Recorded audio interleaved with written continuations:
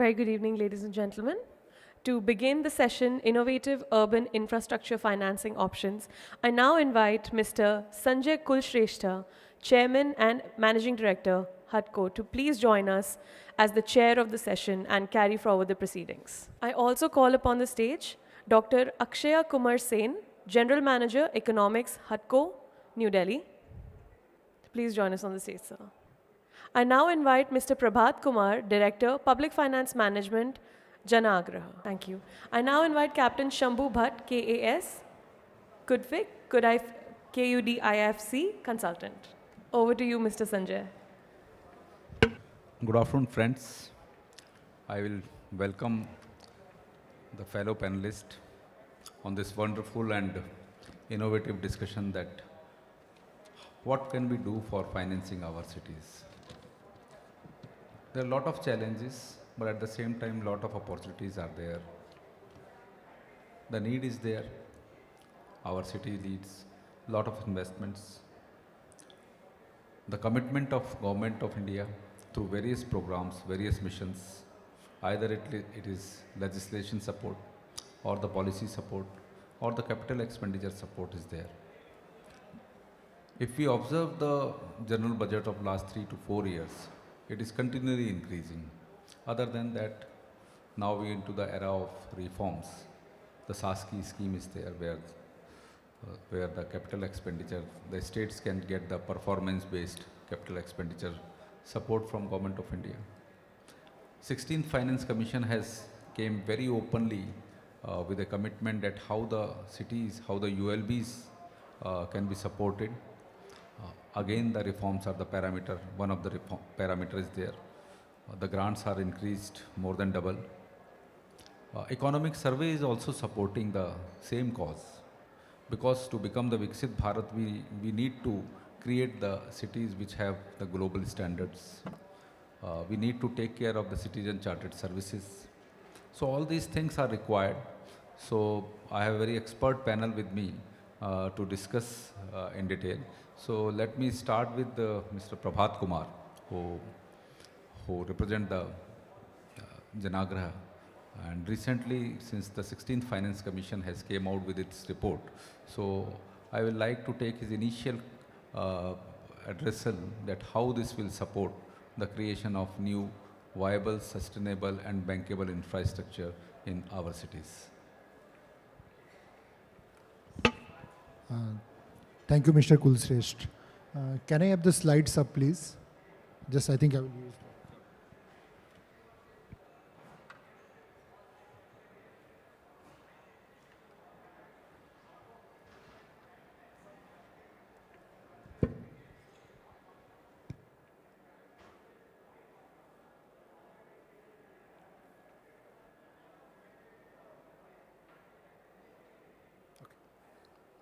Thank you, everyone. So we don't have to belabor the fact that cities are engine of economic growth and India is urbanizing fast. By 2036, we are expected to have 39% of Indian population living in cities. Still, the kind of money that we invest in cities is low, and although it has increased significantly over last few years, if you see allocations under Government of India budget, finance commissions, or even the state budgets, and you would see the similar trend where state governments are also allocating money and also coming up with new schemes itself. But still the quantum of money required is much more than what is needed. Not just the quantum of money itself, but also the quality of spending. How are we spending and where we are spending the money itself. Over next 5 years, if we just take this announcement and the schemes announced in last 20 days itself, so that the just two initiatives provide around 7 to 8 lakh crore of additional capital investment in cities. The first one is 16th Finance Commission itself, where it has allocated a whopping 3.56 lakh crore. That is 2.3 times of what was the allocation under 15th Finance Commission. Urban Challenge Fund that you all know, 1 lakh crore, that will catalyze around 4 lakh crore if we think about the overall the borrowing, as well as if we think about the kind of the state share itself. If we combine these two, we see 7.56 lakh crore itself. Also within Finance Commission as well, I will come back to there. If you look at the distribution, the graph at the bottom, around 65% of the grant is basic grant, that is 2,32,125 crores. There is two other grants as well, performance grants of 58,000 crore. Then there is a special infrastructure component that is 56,000 crore that is linked to wastewater, creation of wastewater infrastructure in 22 cities having population between 10 lakh to 40 lakh. So our tier 2 cities actually. And the Finance Commission has recommended that these cities will going to be center of economic growth itself going forward. And if we want to have better quality infrastructure, wastewater is something that we have to solve for. The catch here is only 60% of the project cost of this 56,000 crore, 56,000 crore will just cover up the 60% of the project cost. Another 40% have to be mobilized by state governments or local governments or through other sources as well. So the 56,000 crore will in turn kind of catalyze another 40,000 crore, and it will become 1 lakh crore actually. Then there is an urbanization premium of 10,000 crore, which is, we know by stroke of a pen, villages become cities. The quality of infrastructure don't change. Even the administration to stabilize the administration, it takes 3 to 5 years in most of the places.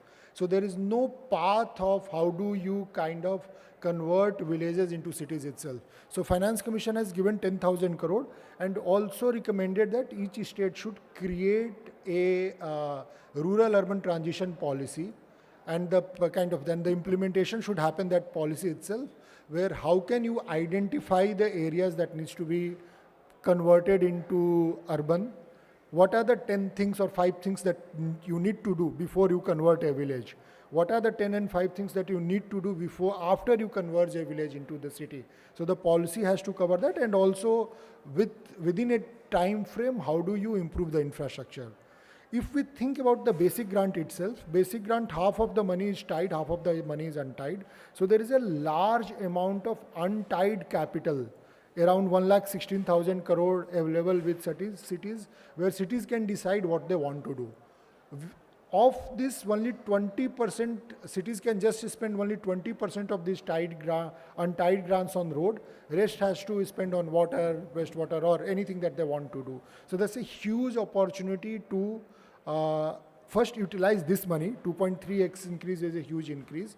We need to create absorptive capacity and also use this money to, can we catalyze more money itself? If we think, can we use part of this money for Urban Challenge Fund itself? Because in Urban Challenge Fund, 25% of the money has to come from the city or the state. So can city or state use, and they can use this money to even kind of fund part of the Urban Challenge Fund project as well. And we know there is an incentive on the municipal bond as well. So together this, I feel a huge money is on the table for cities to use over next 5 years. But how do we ensure that our cities ready to use this, to kind of access this kind of money and also deploy it, both? And deploy it wise actually, not just kind of dug up all the city and put money on any infrastructure. What we are seeing over 5 years, overall the backbone of finances have improved a lot.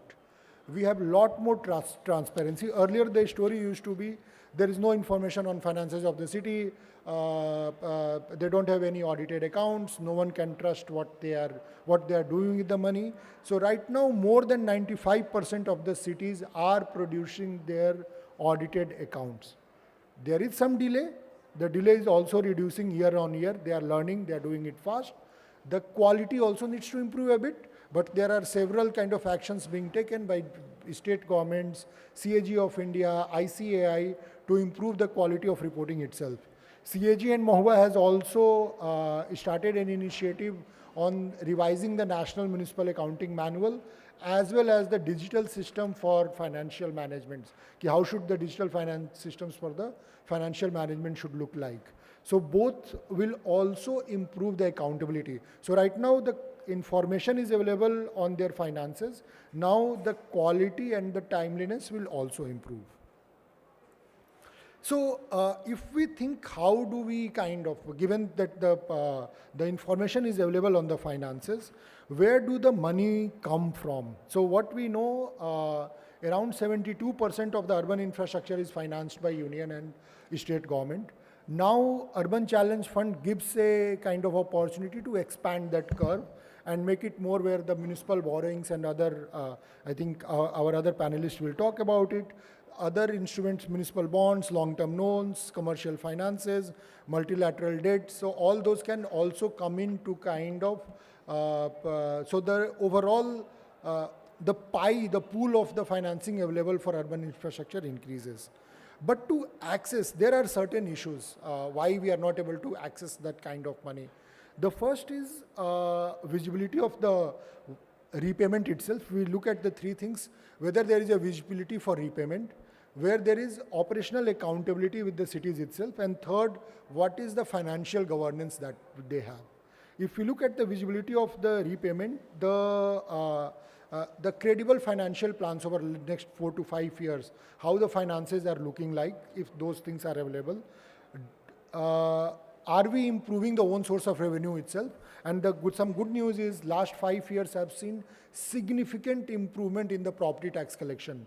So around, we have seen over the last 5 years, around 50%, the collection has improved by more than 50% on average across the country. And the kind of now Finance Commission has come up with incentive for, if you think the urban infrastructure, the performance grant, it is linked to increase in the own source revenue itself, and that gives a chance to kind of reform in the water and other user charges as well.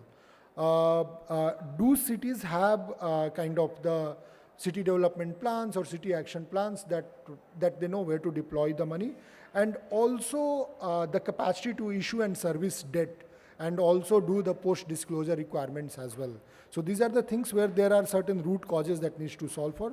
Few of the things that can be done to overall improve the finances is, and kind of make cities ready for kind of accessing these pools of money. The first is property tax reforms itself. A lot of work has been done, but most of the work has been done on increasing the coverage of the tax net, and also a lot of work is being done on kind of collecting it. So a lot of digitization of the payment, the process, linking it to UPI, sending bills by SMSs, those things have been done. But the core reform of where the tax base itself changes, moving to a better tax rate, moving to a better tax base of capital value, that needs to be done. Some states have already undertaken it. Tamil Nadu, few states took the opportunity of 15th Finance Commission to change their taxation base itself. Other cities can follow. A lot of opportunity do exist in user charges. We have invested a lot of money in water infrastructure, solid waste infrastructure under Amrut 1, Amrut 2. Cities have invested a lot of money, states have invested a lot of money as well. But the reforms under water charges are still lacking. So the similar story that happened with property tax, there is a huge opportunity with user charges. Reforms for land-based fiscal instruments, use of land in a better way. Recently, central government come up with national monetization pipeline. Something of that sort for the municipal sector as well might be needed. The second one is, okay, we have all the money. We saw how much money is going to flow in over next 5 years. Do cities have self of projects, or over 5 years where all they are going to put money? We know our Gram Panchayats have Gram Panchayat development plan, where at least they plan where they are going to put the money in, what are the projects they are going to undertake. But similar document or similar instruments lack in cities. We do have master plans, but master plans, we know, I don't think we need to talk about what is the status of master plan. And also they have kind of over 15, 20 years, they don't have project details. Like what are the exact projects that needs to be done over the next 5 years. So some aspect of planning, city action plans and all can be prepared by each of the city, or at least not each, at least the larger cities. The cities which have population of 1 lakh plus, around 500 of them, at least they can start looking at those directions. Moreover, city investment framework, city investment pipelines that many cities are doing, Assam cities in Assam, few other cities are also experimenting with that. That can be scaled. HUDCO has also few initiatives around that. They will talk about it. Also, strengthening the capability at the state level itself, because we know we have 5,000 cities, we can't create capacities in cities. So where at state level capacities can be created. We had wonderful institutions in India itself where Karnataka, Tamil Nadu, those institutions work really well at the state level. 20 years ago, they were able to kind of raise pooled funds and everything. So strengthening those institutions itself, so that they can help cities preparing the projects. They can do the kind of analyze the projects, they can engage with markets for funding those projects, and they do it continuously. Those kind of support facility within institutionalized, within state governments can be strengthened. Moreover, I think improving the overall project execution capacity as well. We have the money, if you look at the urban budgets itself, the execution kind of the expenditure is around 60 to 70% of the budget. Now we are going to put more than double the money in the cities. How do we improve the project delivery capacity itself? So projects management systems, grant management systems, so that money reaches to government in time, local governments in time, and they are able to deploy that money might be needed. Yeah, so overall, a lot of money is on the table. Now we need to make our cities ready to absorb that money and deploy that money. Thank you so much.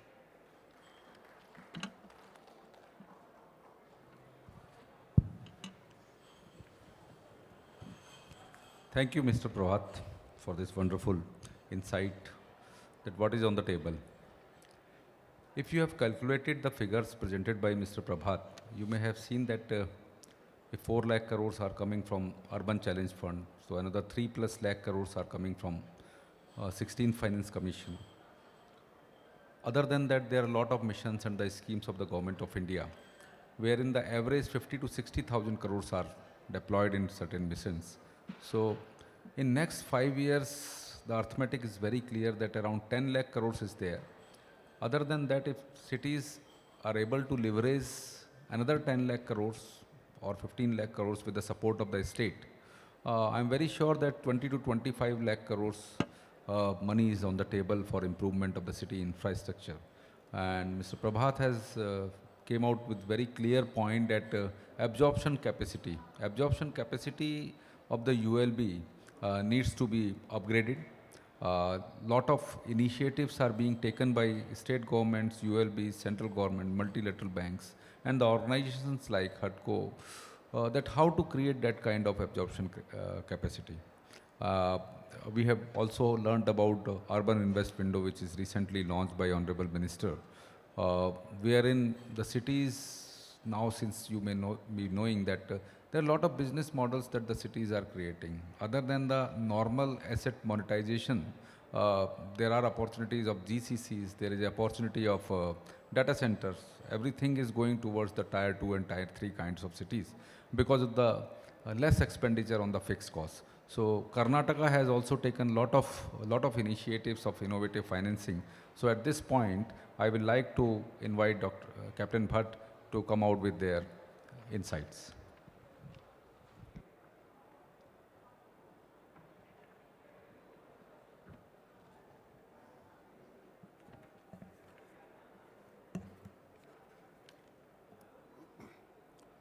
Good evening, everybody.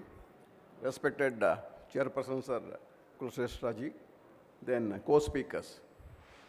So today, I would like to share some of the field experiences and certain instruments, financial instruments, which Karnataka Urban Infrastructure Development Corporation, in short KUDFCS, is implementing. And subsequent to that, I would like to share some of the innovative experiences which we are passing through. I would like to have presentation. So before that, KUDFC has been established in 1993. Incidentally, it was in 1993 we brought in, our constitution has been amended, that 74th amendment has been brought in, wherein the subject matter, financial empowerment, is one of the core objective. With that core objective, we have democratic decentralization, participative management, planning, improved service delivery. Probably all the forthcoming management of these funds, execution of the projects, and innovative schemes have to be within that framework of all these 5 fundamental objectives of the 74th Amendment and 16th Finance Commission, central laws, central policies, state policies, and within the rules and conditions framed by the committees which KUDFC is governed. With this background, I would like to bring to the issues which KUIDFC is handling.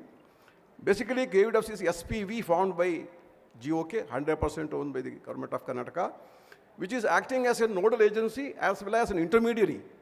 So the functions are multifarious. They formulate policy, plan, and execution of the infrastructure development projects. In addition to that, KUDFC handles fund management and supports ULB in certain consultations too. So in this regard, coming to the urban finance, I would like to briefly touch upon the schemes, the instruments which we have been handling and which is running in process, work in progress. So the first one is Municipal Mega City Scheme, which is basically empowering the municipalities or the ULBs. Initially started in 1995. Then subsequently, Mega City Revolving Fund, where we get back the money which is paid from the loans and all. So to the tune of 4,000 crores initially, then a committee is there, state level finance committee is there, which actually approves the first level, approved by the MD. So that Mega City Revolving Fund has been implemented in 2005, restricted to the mega cities like Bombay, Calcutta, Bangalore. So this project has financed BDA, BBMP, BMRC, BMTC, BMRCL. So initial fund was 553 crores principal fund. Then as of now, the present condition, so total outlay of sanctioned amount was 5,111 crores, out of which 3,451 crores implemented, and certain are cancelled because of the not viability. So this has resulted in better civic amenities across the various segments of whether it is BBMP, BMRTC. So as of now, we see this Shakti scheme of guarantee for women and all. I find the purchase of new buses through the schemes and all, empowerment of the BMTCs, this thing has actually, I've seen people from the lowest strata going to the weaving factories, handloom factories and all in the outskirts of the periphery of that benefited. It is something like the third tertiary level, rather than a revenue, partially revenue or slum dwellers being benefited by such schemes, which actually not focused on the upliftment of the poor. So indirectly they are benefited by such schemes where this mega city funds have been implemented through the KUDFC. So that we are able to see the tangible results. And I would glad to inform you that there's no default. There's no default as of now, which is an ongoing process. So there are some lending guidelines. 50%, that's 25% GOI and 25% of the GOK, and balance 50% is sourced from the ULB funds or financed by, contributed by the state. So there is a 10 years plus 2 years moratorium. The classification of these loans are in 3 sectors. This remunerative, which is revenue yielding. Second is semi or partially revenue, like O&M. Then service oriented. So Supreme Court in famous case Olga said, it is the responsibility of the state to look after the payment dwellers. So in every city there are slum dwellers or poor, urban poor. So this focus has to be on the tertiary sector, category sector. So there is a ratio of 40, 30, 30. So lending has to be 40 for the first one, then 30, then 30, so that it offsets where the category C is taken care of. Because municipalities, ULBs will not be able to pay entirely for the category C. Next, I come to the next instrument, it's Urban Infrastructure Development Fund. This is a crucial fuel for the upliftment of the urban finance. That is by built from the repayment generated through the externally aided, like World Bank loans, ADB loans, which loans are repaid, interest is repaid. From that fund, a pool is made and it is put into the what you call municipal development in the form entirely to the state of Karnataka, unlike mega city. So they are statewide reach based on the project availability not exceeding 100 crores. So, and conditions of loan repayment 12 years. So commercial, once again commercial, semi-commercial and socially oriented projects. So these are the schemes which you implemented. The table showing this still outstanding is 42.61 crores, but there's no default. The guidelines, general guidelines. So there are various lending rates, 2% limitation, 2 to 3% limitation, and 3 to 5% limitation based on the weightage of the scheme. So loan sanctioning authority, we have ACS, Additional Chief Secretary UDD, and Additional Chief Secretary or Secretary of the Finance Department, and members from the central government. And our own MD is one of the member. So eligible borrowers, last 3 years financial viability, what we call approval of the sanctioning authority, and beneficiaries based on the past practices. So once again, these eligible projects based on the specifics of the partnership, and commercial projects can also absorb public-private or without, with or without or the PPP. Then semi-commercial, as I said, solid waste management, water supply, sanitation. Here I would like to bring the notice of your own thing, as Prabhat Kumar ji said. We have experienced in Rani Bennur, we have been doing this 24/7. We had revenue collection of the water tariff to tune of about 16 to 70%. Through how the digital transformation can be put into this funding and all, and accountability by a software system. By first thing is, we have gone through this, first thing is mapping of the properties, mapping of the water meter numbers, bringing it to the system. The system-based approach is very much essential. Through this, the revenue mobilization is almost 90%. The compliance level of water tariffs to the tune of 90%, gone up to from 17 lakhs to 60 lakhs per month. So this is a model. Another city that we are seeing, annual cost of OM is 22 crores, whereas water tariff collection is just 11 crores. So as of now, there's EAP, project is funding this project, but once the project funding stops, it has to be self-sustaining. We are not able to, the city corporation is not able to sustain its own expenses. This is where the gap is, as Prabhat ji said. So water tariff is one area. So, and we have not revised the water tariff since 2011. So these are the areas. First, we have to map. You give the service, because that service also, when the service is depleted, service is once in 7 days, we cannot have any moral courage to ask, you pay. The system, the property is not mapped, individuals are not mapped, the billing is poor, and it's a manual. We have to introduce, you have to reduce the interface. The citizen and the department should not be too much of interface. That's where the leakage of revenue is there. So it has to be billing system. So we have introduced in Hubli BBPS, QR code. So people moved from online system from 15% to now 60%. So our own superintending engineers here, now we are introducing IMIS, Integrated Management Information System, wherein the billing, the separate software is there, the properties are mapped, the defaulters are identified, so follow-up is on that, and who are not registered, who are not part of the system are tapping the water. This has to be through GIS. This system is trying to bring into the accountability system. So the utilization of these funds will be effective, provided the fund reaches, there is activity, there is accountability at all levels, right up to the level of bill collector and water meter readers. So this has to be squaring up. The fund utilization has to be squared up by virtue of a system in place. We didn't have, because with some of the projects we have taken over, unless we have a system in place, like property tax also, where the properties are, actually there are layouts which is not registered. When the layouts are not registered, they will not come into the system. The first thing is we have to map the system, door-to-door survey. We have employed NGOs. Our social development officer is there. The NGOs are helping us to map the property and see the things, connection, double connection, taking multiple water, and some are not connected, some are connected. So this dual system has to be removed by virtue of this accountability. Probably the technology will help us. Next, I'll come to these are the one of the Kadri market and all refurbished in Mangalore, Kankanadi, the projects. The viable, I have visited this place. I'll come to the last one, Water and Sanitation Pool Fund Trust. We have formed a trust under 1882 Act of the Indian Trust Act.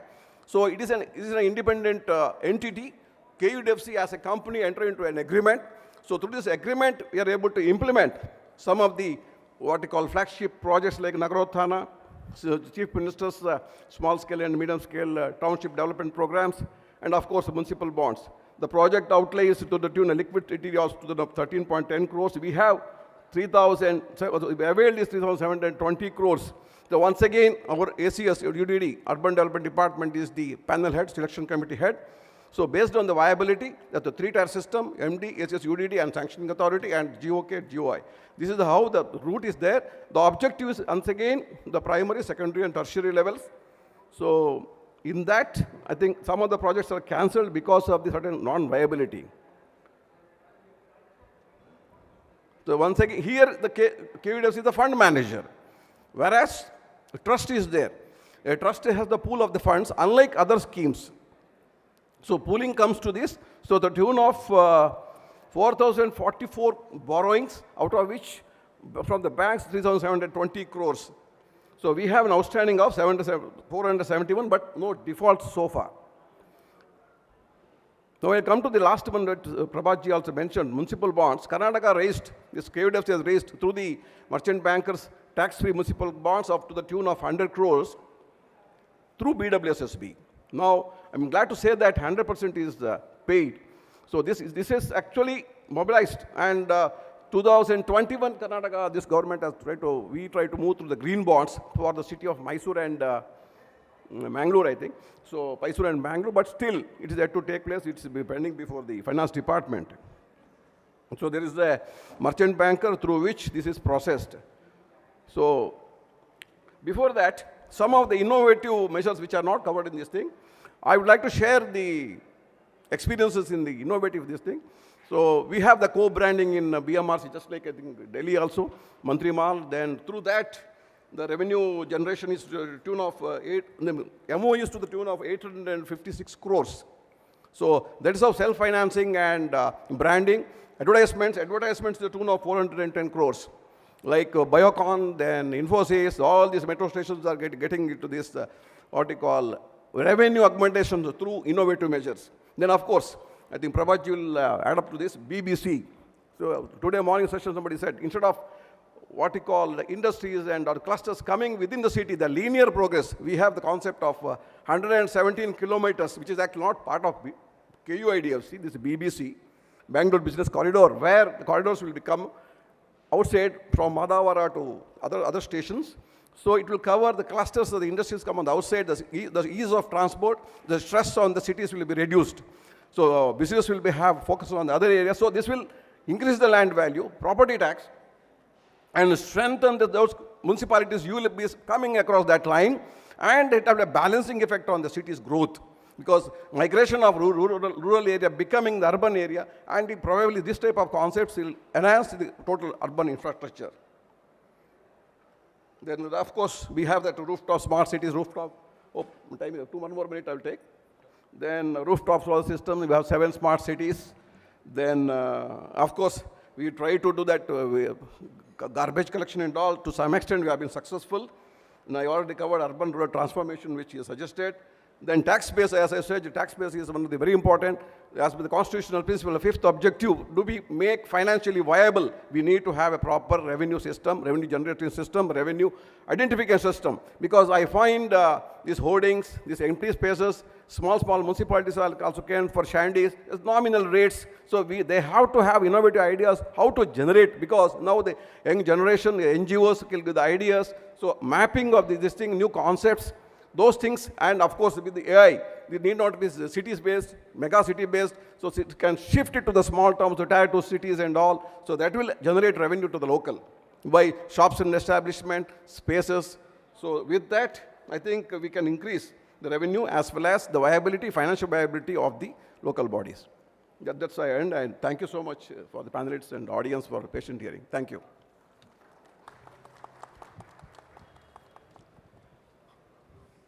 Thank you, Captain Bhatt.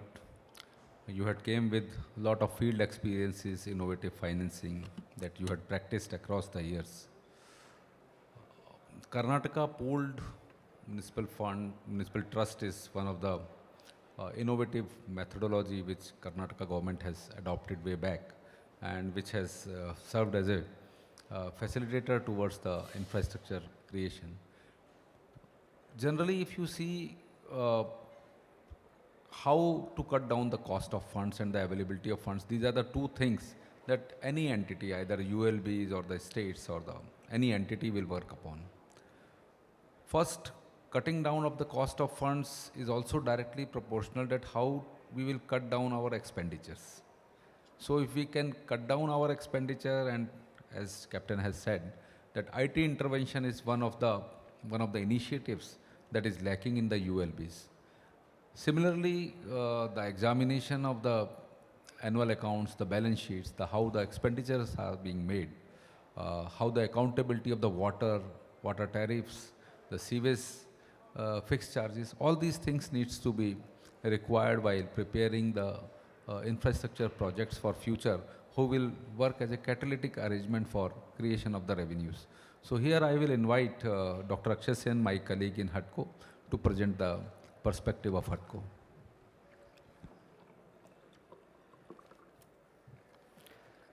Thank you, sir. Chair and my co-panelists and the August gathering here. So good evening to all of you. Being the last speaker, the advantage is that Prabhatji and Captain Bhatt has already given many new initiatives have been taken by Government of India as well as in Karnataka. But here the added advantage is that I have a little more time than generally last speaker doesn't get. So I'll take liberty to be little more, take a little more time in order to introduce to you one of our recent innovative initiative, which is Urban Invest Window, that is EUI Win. So this is devised, launched in the principle of when you win, then I win. That when ULBs win, then of course we all will win. So that is the one.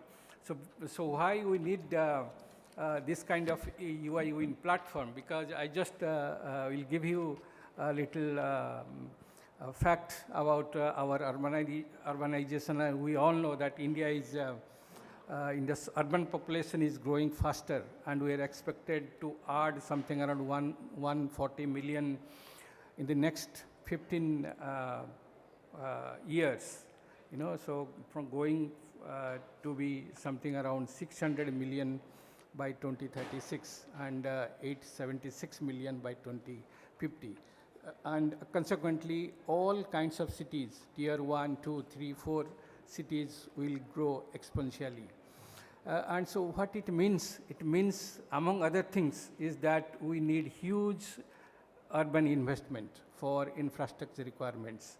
So I just give you one recent estimate by the World Bank, where it says that by 2036, 21 to 2036, in 15-year period, we need something around 840 million US dollars, which is something around 75 to 8 billion, 8 trillion lakh of crores Indian rupees, which is something around 1.2% of our GDP.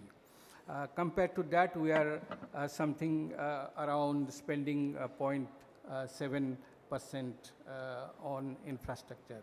So that essentially means that we are something around 40 to 50% investment short annually. So that is why we need institutions like HUDCO to innovate new things. Before I give you the new initiative, just I'll take one or so minutes to introduce All of you, of course, know about HUDCO. So HUDCO is a 55-year-old company, Government of India company, recently in the Navaratna category with the NBFC infrastructure finance company status. And it is a techno-financial institution providing all gamuts of infrastructure financing in addition to the affordable housing segments. And we are something around our loan portfolio is 1.55 trillion rupees. And one of the key kind of contribution of HUDCO is the housing. We call that every 16th house in the country is a HUDCO facilitated house. As in the previous session, our speaker said that HUDCO is operating with the motto of profitability with social justice. And in addition to the financing entire gamut of housing and urban infrastructure projects, HUDCO also involved extensively in the consultancy and the capacity building activities, capacity building through its dedicated urban, dedicated training institute, which is called the Human Settlement Management Institute. HUDCO is also supplementing all the Government of India schemes, be it Smart Cities, PMOI, Amrut, and recently announced Urban Challenge Fund. So in this context, in order to help the urban centers to access investment along with provide all kind of support, end-to-end support, HUDCO has taken the urban transport mission, which is called the UI-WIN, Urban Invest Window.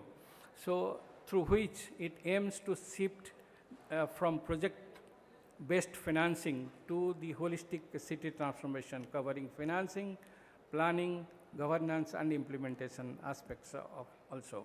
So it aims to provide one-stop investment facilitation for cities, that is end-to-end handholding support, from project identification, structuring to financial mobilization and implementation. The key objective is we want to have a comprehensive, ring-fenced, area-based development, cluster development. So the expected outcome is to make cities sustainable and livable by like all the cities concept like low carbon and resource efficient urban development, financially sustainable, self-reliant and investment-ready cities.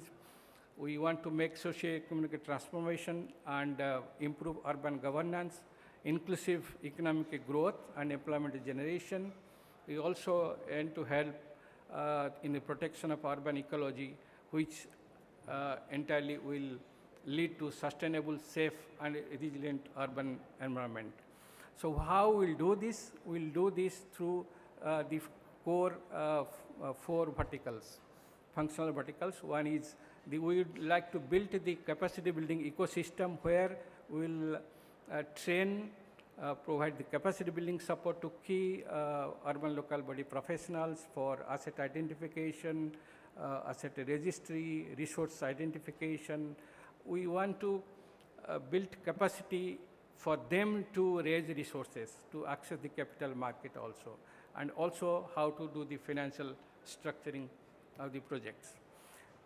We also, the second vertical is the UI-WIN will start from project identification to formulation and also, if required, monitoring. So we'll handhold for everything, preparation of DPRs, feasibility studies, all kind of project structuring. We also help them how to access the financial market through municipal bonds and other means also, yeah, to private funding, loans from other domestic institutions, assistance in credit rating, and all processes of how to do the municipal bond issuance. And lastly, we also intend through UI-WIN to do asset monetization and management assets, mapping of existing assets, creation and digitalization of asset registers, and all the asset monetization framework as well. So the comprehensive area-based development means we will develop, will get the cities to have commitments that, okay, you can take this comprehensive, this ring-fenced area, and then we'll do all kind of development starting from clean and renewable water, roads, mobility, green space, solid waste management, rejuvenation of water bodies, energy efficient resources, and also the housing, commercial as well as residential real estate projects as well. So how to achieve these kind of objectives, that we adopt the area-based development approach by adopting a pristine city approach, a comprehensive city cluster development within the city, by comprehensive development plan and cluster investment plan as well, and for developing revenue generation models, creation of comprehensive asset registers, asset monetization strategy, revenue enhancement plans, and capacity building of area-based project implementation and monitoring, and onboarding the ULBs, parastatals, the development authorities, the SPVs, for creation of a bankable pipeline, project pipelines for cluster development. And we'll also do the investment facilitation through multinational agencies, financial institutions, PPPs, etc. So the strategies first is that we want to onboard the cities and states within the UI win framework, and then we do, once the cities give us the mandate to do the area-based development, then we will do this ring fencing. We selection of the defined and contiguous area within the city and comprehensive development, and then we do the infrastructure needs assessment of that area through income expenditure, city borrowing capacity, existing urban assets assessment, what are the projects ongoing and completed, gap analysis, everything. And then as already the chair mentioned about the city absorption capacity. So that assessment will also be done for creating bankable and sustainable projects within fiscal stress. And we will also do the convergence of the all existing government programs, so that we know what are the funds available, where the funds available, and how this can be utilized. And then identification and enhancement of potential revenue sources. Next, we will also do this area-based development, will integrate with the city system for integration of schemes such as STP, solid waste management projects, urban mobility and all. And we will work with the smart city SPVs as well for strengthening the city. We'll also, our regional offices are being repurposed to act as the state UI offices for providing all kinds of support to the ULBs. And smart city resources will also be used for this purpose. So the action plan is that we will first identify the city in discussion with the ULBs and also the smart city SPVs. Then we'll do the national, state and ULB level workshops. We'll engage with the SPVs, and then we'll get the state commitment or the ULB commitment, and then MOU will be signed for the area-based development. Then after that, there will be the preparation of comprehensive ADB plan, ABD plan, and then that plan includes whatever the infrastructure projects requirement, like water, solid waste management, road, mobility, all kinds of things. And then we'll do the financial closure of eligible projects, how to get the finance, where to get all these things. And we'll also the investment facilitation, not only HUDCO will provide everything, we'll just facilitate the ULB to get the funds required. We'll also, if required, we'll do the municipal bond issuance, also help them, and the asset register and monetization will also be done. And then we'll also place the team of experts in the cities for doing all kinds of activities mentioned here. And throughout all these processes, the capacity building of the key urban local body officials will also be given so that this can go in a smooth manner. So the way forward for this, we intend to develop a pipeline of bankable projects through end-to-end support to ULBs for project identification, preparing feasibility studies, financial closure of projects, capital investment plans, etc. Then we'll assist them in securing the long-term financial assistance. We'll empower the ULBs through financial strength and creditworthiness. We'll also help the ULBs in all kinds of tier 1, 2, 3 cities for assistance under this upcoming Urban Challenge Fund, which Prabhatji has already mentioned what are there in the Urban Challenge Fund, and there are huge opportunities for the cities to tap. And then we'll partner with the state governments and SPVs for infrastructure development. So these are huge benefits of UI Win. We invite the urban local bodies, the states, to come forward and partner with us so that the cities will develop. When cities will develop, of course, the economy will develop and will achieve the goal of the Viksit Bharat by 2047. Thank you so much.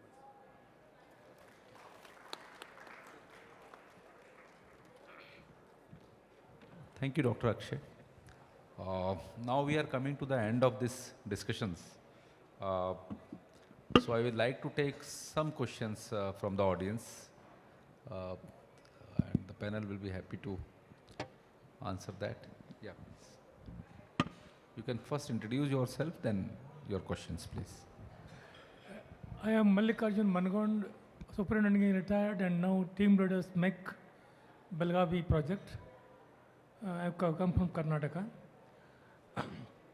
Now, my question is to Prabhat Kumar. So you told that the user charges are not proportional to the infrastructure development. So it could be due to the non-revision of tariff. See, actually what happens, the urban development department issues the circulars to increase the tariff and all those things. Again, all the corporations, they have to take the decision regarding the approval of the tariff in the general body. There are elected representatives, so it all depends upon them. But the electricity regulatory authority, they are going to increase the tariff once in 6 months. Everybody will accept it without any second thought. So what are the hurdles in setting up a water regulatory authority? Why the government is not interested in setting up the water regulatory authority is my question to you, sir. Shall we ask another question? So, I happen to study in Manipal, and my father also studied in Manipal. Manipal, Dr. Pai was the first one who started a private medical college. And today, of course, the Manipal group is probably 30, 40,000 crores assets. And of course, Mr. Bhatt has been talking about municipal bonds and all that, which I think is in some way the government following the footsteps of what Dr. Pai had initiated, private sector investments and all that. I think it's a very good thing, but I think the private sector needs more support from the government. And how would you encourage that? Thank you.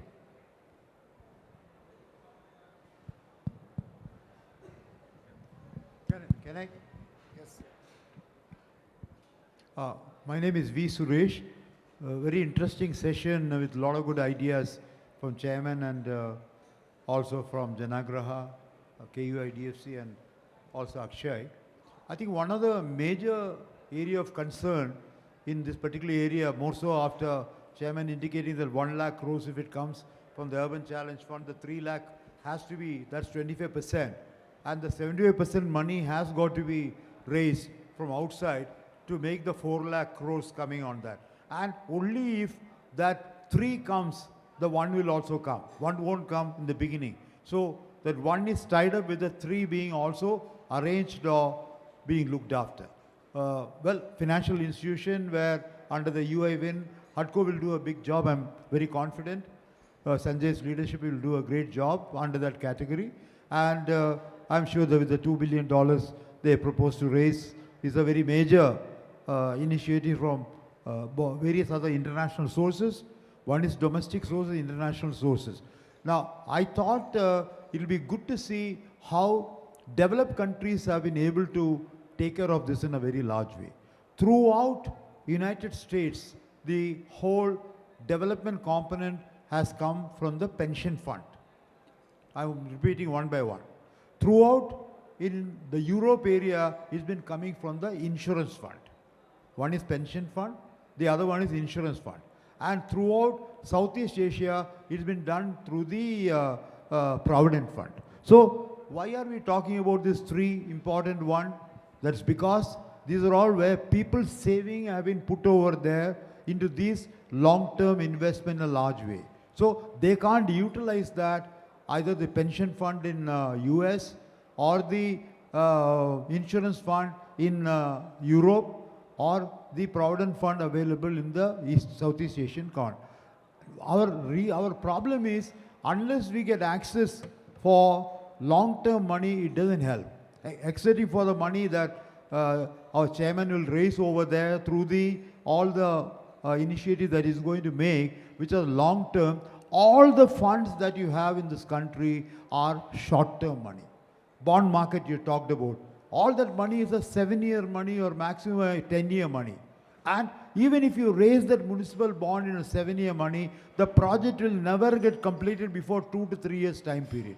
That means the fund flow from that particular project, revenue streams will come only after 3 years or 4 years, whereas by 7th year, you have to repay back all the bond. I have seen wherever the municipal bond has been taken by many local bodies, where the tom-tom in the beginning, I raised municipal bond. But that's okay for the commissioner who does it in the year he raises. But it's crying time for the later municipal commissioners, because they have to really service and repay back that particular money with the interest thereof to all of them. So therefore, what I am trying to indicate is that if you want to really have a big quantum jump of the order of 12 lakh crores and other related one, which Sanjayji has rightly mentioned, you require access to substantial amount of money from these three sources, which have a lot of availability of money there. Otherwise, you will be buying short and lending long. You'll have asset liability mismatch coming for all financing institutions, because any source, whether the KUIDFC raises it, or HUDCO raises, or KIFBI raises, or anybody raises, short-term money borrowing and long-term lending will not help. And infrastructure, right or wrong, is a long-term area where all the sectors, whether excepting commercial, utility infrastructure on water supply, sewerage, drainage, waste management, all these will definitely take minimum 15 years to 20 years money for repayment. Housing, of course, housing loan, because you're making a productive asset over there with proper EMI, you can even get a 10-year to 15-year. Most of them are ready even for a 10-year one. So therefore, one of the major suggestions which I thought is to access in the Indian financing market, access to money from the pension fund, provident fund, and insurance fund, which is a long-term capital-based assessment over there, is a one suggestion I have. It's a great initiative that Sanjay will be taking for getting this international money over there. But with the volatility in the foreign exchange market, the hedging cost is going to be a very, very major issue. And therefore, unless we have long-term tie-up where the exchange fluctuations will not, we might be borrowing at maybe 80 rupees to $1, but by the time you repay that, it'll come to, hopefully it doesn't go beyond 100. But I am reminded in my own lifetime here of borrowing at 20 rupees to $1 and repaying that particularly 40 rupees to $1. You know what I'm trying to say? That therefore, any particular money that we get from across the shores is good. They'll put in infrastructure, but the volatility in the foreign exchange market, the Indian rupee value vis-a-vis all the other one, be it the German money or the dollar money or the accepting Japanese money will not be, they are not, I think you have got to take care of that particular aspect. That's one on the supply side. On the demand side, I am extremely happy that the UAE wins option that lot of capacity building initiative have been identified. Akshay's slides, all of them are extremely good in reading, but that you got to be very patient for 1 to 2 years time period for creating that ability and capability and training programs that you do and policy framework to be brought in over there. Most of the things will not happen because the political decision is there for tariff setting and all that. Nobody wants to increase property tax, nobody wants to increase water tariff, and everybody wants to be populist, and within a populist one or give water free suddenly over there to a large percentage of people. So you will have to really bring a little amount of ring fencing to do this particular thing is what I feel is, while it's very desirable, and I'm also happy of the project development fund which Akshay mentioned, and I think that's very, very important because all the projects are developed by large number of infrastructure development agencies, and they, for some reason, for when you want to get a loan, they will have a spiral bound wallet you made in 1 month and 2 months and submit that without any detailed analysis. Any good project report worth its name. And that's why World Bank and ADB and others, they are very, very detailed on the project report. DPRs to be brought in over there for appraisal in a very large way. And therefore, a 1 to 2% project initiative fund or project development fund or project investment fund to be made upfront for preparing a loan. If you give a 100 crores loan there, minimum 1.5 to 2 crores should be kept exclusively for detailed project reports which are technically viable and also financially viable and risk mitigation made, which was made by Bhatt in what all efforts he is trying to make on that particular thing. He has already indicated that. Possibly put that as a condition, give that money upfront, because they all think that a project report can be prepared overnight because they have an engineering estimate made, and that engineering estimate is converted into a project loan of so many crores, 100 crores water project or sewerage project or whatever project is. So possibly on that particular area, initiative requests are pushed into a large way. And the last one on which I want to say that I like the land issue and capitalization and the asset register on that, which is also a very major area because property taxes is dependent on that. Most of the cities, we have recently done for the Kerala urban policy document, the first state level urban policy commission after the Charles Correa commission in 1980s, that's the first state commission. So they wanted to improve the situation in that particular thing through the Kerala urban policy commission report there. And right or wrong, I was made the chairman for the particular thing of enhancing the finance for that. And we got shocking stories over there of all the municipal corporation and the municipalities over there that their own source of revenue are not even around 20% or 15% because they're happy. Amrut is giving so much money, Swachh Bharat is giving free money, and Housing for All is also giving a lot of free money. So wanting to raise their own resources through property tax, lot of new revenues into asset, etc., were not there. So own source of revenue for the local bodies is a very important component.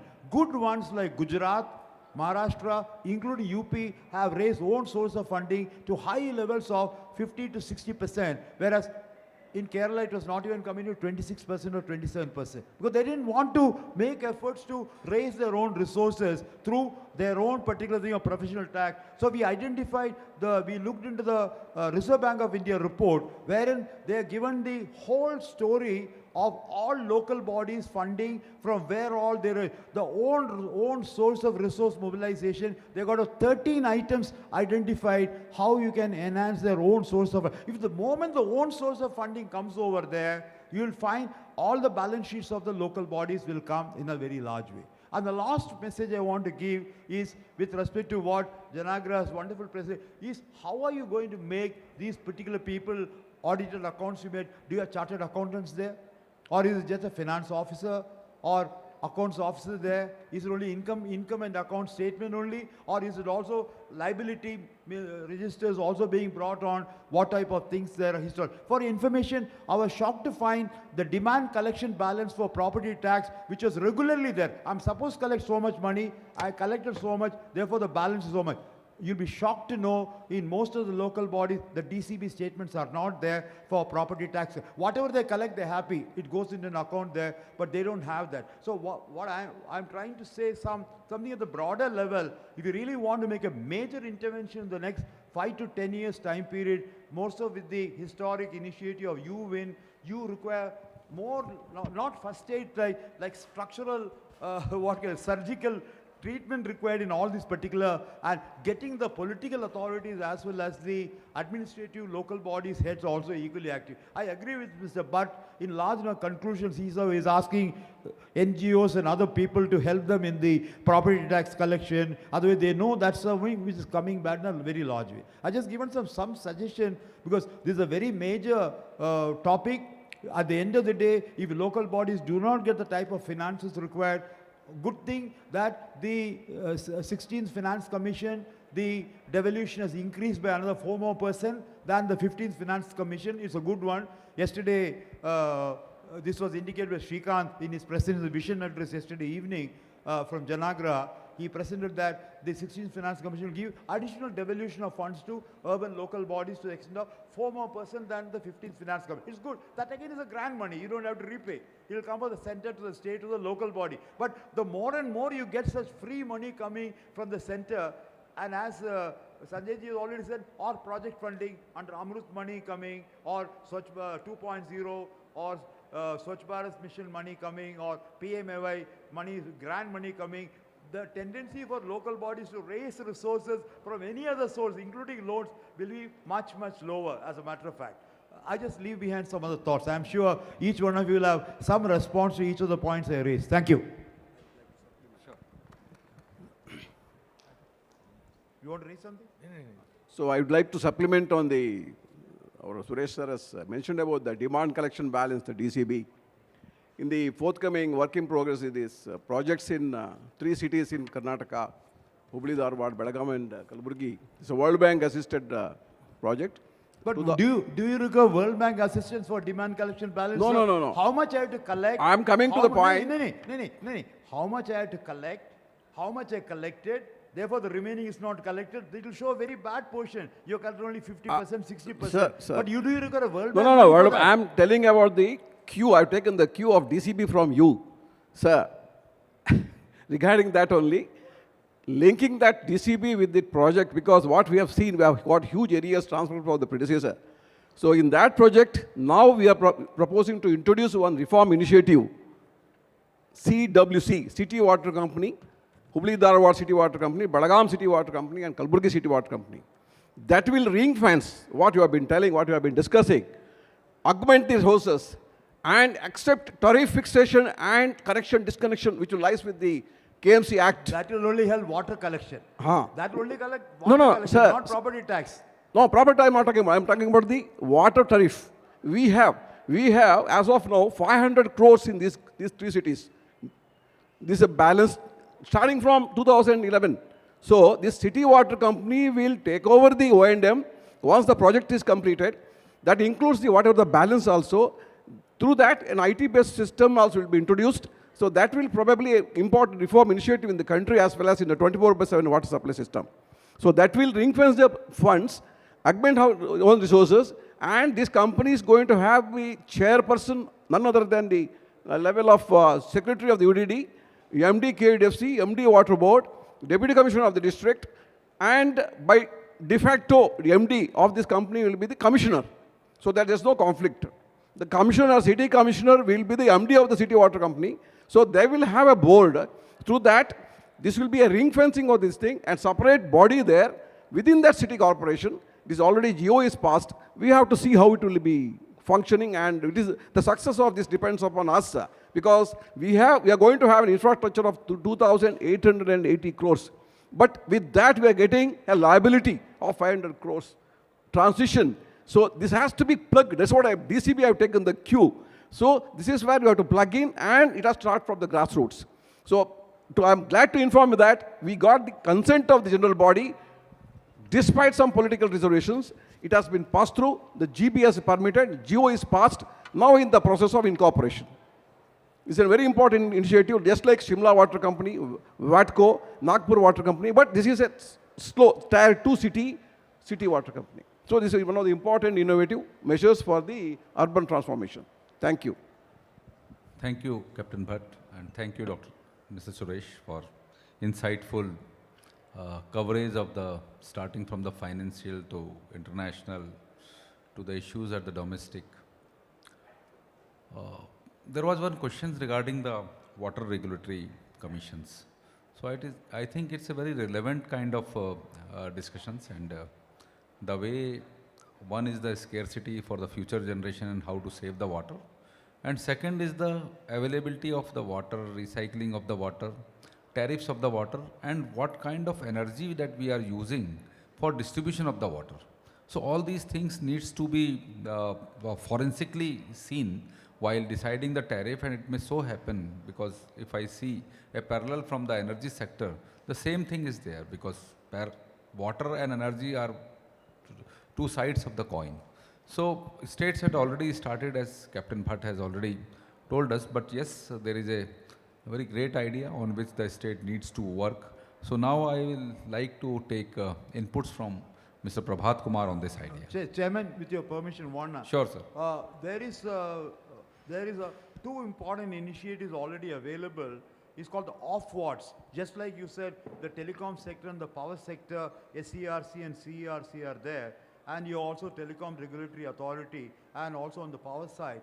The UK has shown this by off-wards. Off-wards is a regulatory authority for all private sector water supply company for PPP projects there. Similarly, in Australia, they've got the Utilities Commission. That means all the city utilities, if you want to get more money, the regulatory authority for that is called the Utilities Commission. So we have two models, at least my immediate knowledge.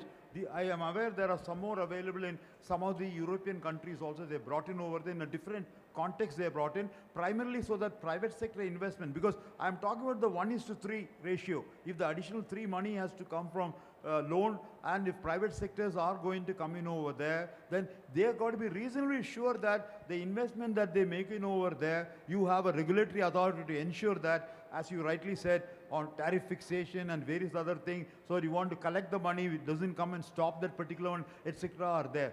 Maybe I agree with you entirely. You require to give a big more thrust on the commissions for city infrastructure development also, just like we have it on the power sector, we have it for the telecom sector, also working very well. Thank you. I think nothing further to add what you and Mr. Suresh added.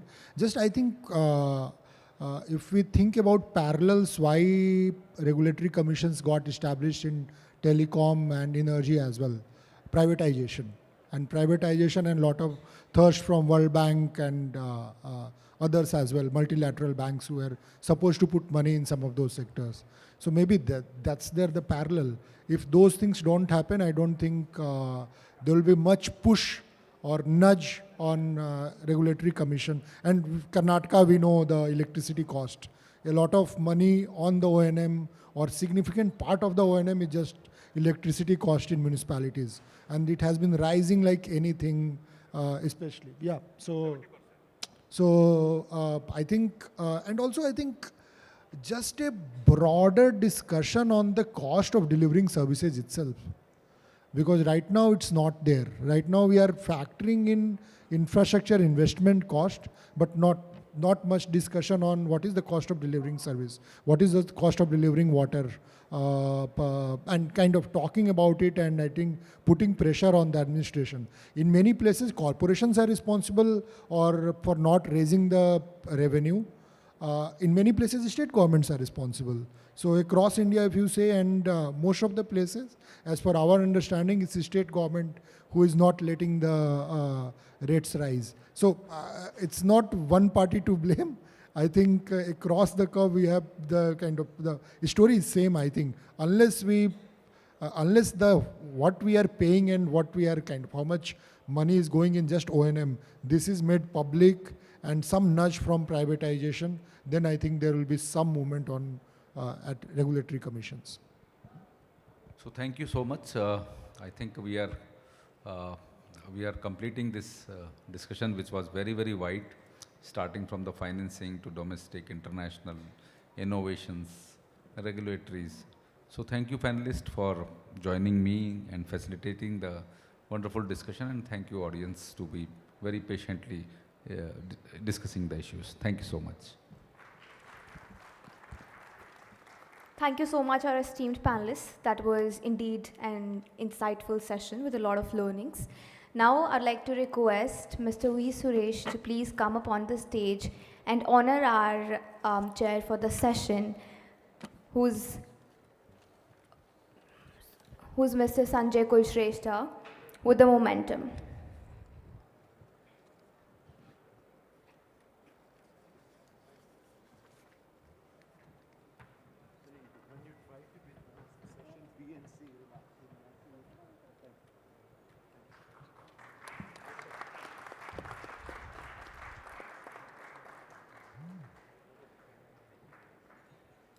Now I'd request Mr. Sanjay to please honor the panelists with the momentum.